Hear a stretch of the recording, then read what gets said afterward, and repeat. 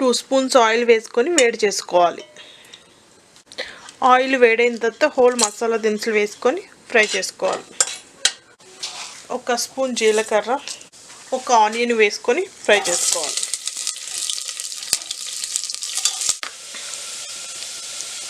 1 spoon అల్లం వెల్లుల్లి paste వేసుకొని ఫ్రై చేసుకోవాలి.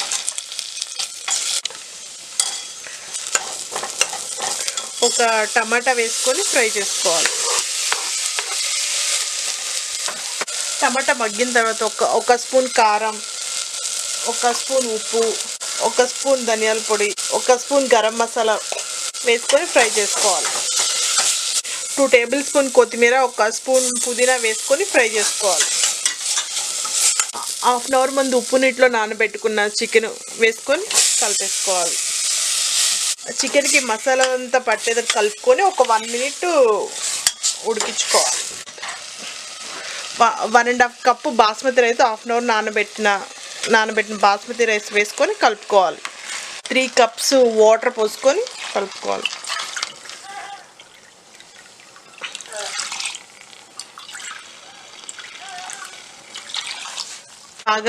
బాగా కలిపేసుకొని మూత పెట్టి 3 విజిల్స్ వచ్చేంత వరకు ఉడికించుకోవాలి. విజిల్ పెట్టేసి హై ఫ్లేమ్లో 3 విజిల్స్ వచ్చేసిన తర్వాత ఆఫ్ చేసుకోవాలి.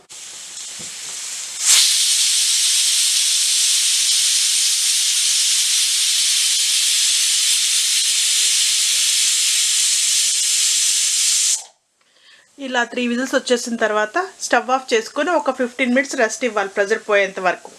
50 మినిట్స్ తర్వాత కుక్కర్ మూత తీసి చూస్తే ఇలా ఉడికేసి ఉంటుంది.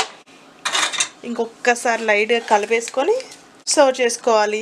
ఎంతో tasty chicken pulao in pressure cooker. ఎంతో టేస్టీ చికెన్ పులావ్ రెడీ. ఈ వీడియో నచ్చితే లైక్ చేయండి, షేర్ చేయండి. మరిన్ని వీడియోస్ కోసం చూస్తూ ఉండండి కిత్కాస్ కిచెన్.